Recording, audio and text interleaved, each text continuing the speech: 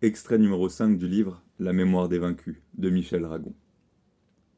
L'épisode Peggy dura peu. Flora s'enfuit dès le second jour et Fred courut à sa recherche. Il finit par le retrouver près de la rotonde de la Villette. Comme elle s'était bagarrée avec des voyous qui voulaient l'entraîner vers les fortifs, ses vêtements neufs, donnés par Valet, pendaient en lambeaux. Elle n'avait plus qu'un soulier, s'étant servi de l'autre comme d'une arme pour cogner sur ses agresseurs.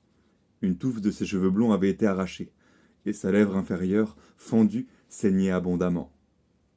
Fred la prit doucement par la main, l'entraîna vers une fontaine Wallace et lui nettoya le visage. Ne pouvant marcher avec une seule chaussure, elle la jeta et se retrouva nu-pieds, comme auparavant.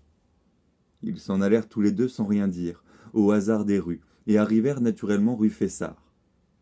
Rirette les accueillit sans surprise et sans reproche, toujours aussi charmante, mais triste et anxieuse. Ne me dites rien. Oui, vous retrouverez votre cabane au fond du jardin, mais pas pour longtemps. On me laisse libre parce qu'on me file.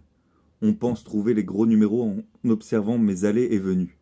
Lorsqu'ils les mettront sous les verrous, on me fera rejoindre, Victor. Tout ça devient très malsain pour vous. Votre seule ressource, c'est de Le Salle. Il n'est pas compromis, lui. Pensez-y toujours. De Le Salle. Personne d'autre.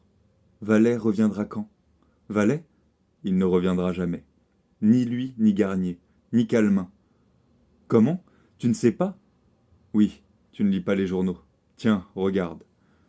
Sur la table, où si souvent Fred avait vu Victor Kibalchitch examiner attentivement les épreuves d'imprimerie de l'anarchie, Rirette étala des numéros de l'Excelsior. De gros titres lui sautèrent aux yeux. Les bandits en auto. Un garçon de recette attaqué. À 9 heures du matin. Rue Ordonneur. En première page, un dessin représentait un homme coiffé d'une casquette à oreillettes, brandissant un pistolet, cependant qu'un encaisseur à bicorne et en jaquette s'écroulait. Il ressemble drôlement à Garnier, le mec au pistolet, dit Fred. Rirette lui montra un paragraphe, à l'intérieur du journal. Il lut. Un homme d'allure très jeune, pas très grand, vêtu d'un pardessus à martingale, coiffé d'un melon, portant binocle et dont le visage est celui d'un bébé rose. Fred en resta baba. Raymond la science tout craché. Maintenant, regarde cette couverture du petit journal. Sur toute la page s'étalait le tableau de l'attaque d'une banque. On voyait les chaises bousculées, les employés tirés à bout portant par des agresseurs enjambant le comptoir. Une fois de plus, Octave Garnier avait été bien repéré avec sa casquette à oreillettes, tout comme Raymond Calmin, avec son melon et son binocle. Et là, emplissant un sac de louis d'or. Fred mit le doigt sur l'image. Valet?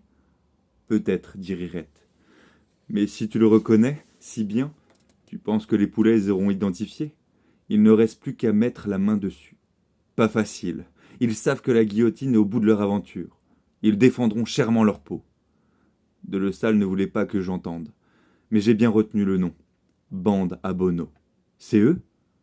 Un jour, Raymond nous a présenté un petit homme trapu avec une moustache rousse, qui s'appelait Jules Bonneau. Mécanicien, voleur de voitures, chauffeur casse-cou, il se disait anarchiste. Mais il n'est qu'un coquin, auquel l'anarchie sert de prétexte. Victor et moi, nous ne cessions de mettre en garde Calmin et Garnier contre ce frimeur. Mais ils l'ont suivi. Tu vois la suite. Si Victor n'était pas d'accord avec eux, pourquoi les poulets l'ont-ils bouclé? Pour qu'ils dénoncent la bande.